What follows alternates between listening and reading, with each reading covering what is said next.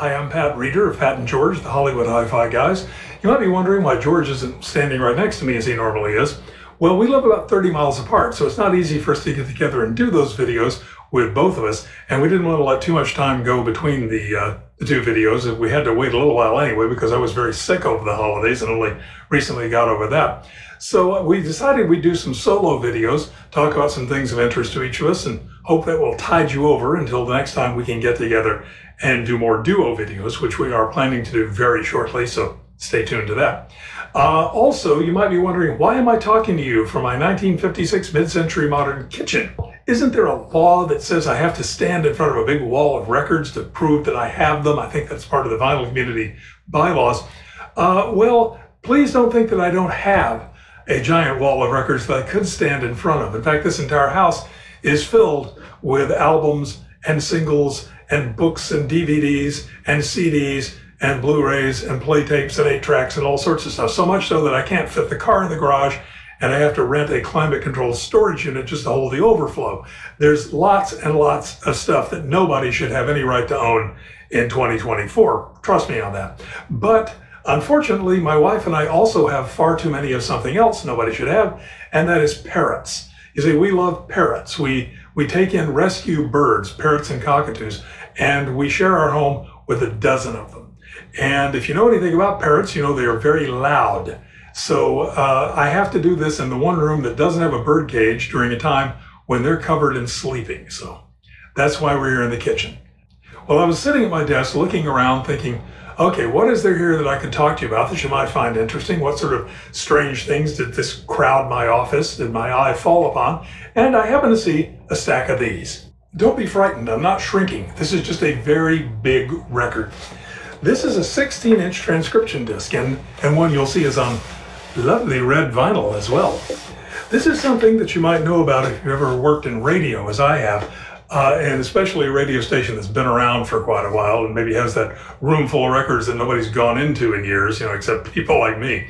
See, record companies and radio stations have had this kind of odd relationship through the years, like a pendulum swinging back and forth. Sometimes the record companies think that the radio stations are ripping them off by playing their music for free, giving it away to everybody. And sometimes they think that it's their greatest form of promotion and they'll actually pay you to play their records. Unfortunately, they weren't doing that when I was a radio DJ. These records are a relic of a time when the record companies were not servicing the small to mid-market stations. So this company, the World Broadcasting System, arose to fill that need. They would bring in artists who would record songs that were just to be played on the radio and send these discs out to the stations. These were not available commercially. But if you looked at an old billboard back then and looked at a review, there might be some hot new song that just came out, and there would be maybe 2 or 3 artists that covered it, and they would review in the little capsule review the various versions available for sale, and then at the end they would mention, and Vic Damone recorded for WBS, this version, which you would only hear on the radio. Now you notice I said Vic Damone. That's right. These records were not just made by anonymous studio musicians. Now, they would bring in big name artists to record versions of songs just for this company that did not appear anywhere else. That's why these are a real treasure trove for collectors if you can find them, because these things were never released commercially. By the way, if you want to know more about these things, there are a couple of videos on YouTube. The guy who does Vinylize did one that's very good. And they did some research on it. They fill you in on the background pretty well. Unfortunately, they don't really have many. They had to buy one off of eBay or something to get an example of them. So they only have maybe one of these discs. That's not a problem for me. Yeah, I got a lot of these.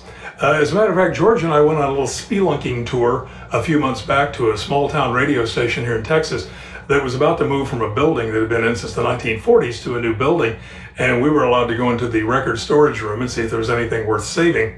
First thing I noticed when I walked in, I looked across the room, and in the corner was a makeshift table. They had their cart machine sitting on top, piece of plywood forming the tabletop, and the legs of this table consisted of 2 4-foot-high horizontal stacks of these 16-inch transcription discs from the 50s and 60s. They were using them as furniture. Well, I spent the afternoon digging through those and using my cell phone to call up information. Ended up finding about 20 songs by Vic Damone that he'd never recorded anywhere else. Fortunately, I know his daughter Victoria, so I got those to her. and maybe she'll be able to clean them up and get them released for fans. I hope so. Found about 21 songs by Ernie Felice, the father of jazz accordion, which were never available anywhere else, and a lot of other fun stuff like that I brought home. Now, if you're thinking of collecting these discs, I do have to warn you about a couple of things. One, you're not going to fit one of these on a Crosley Cruiser. These 16-inch discs are huge. You need to have a special turntable to play them.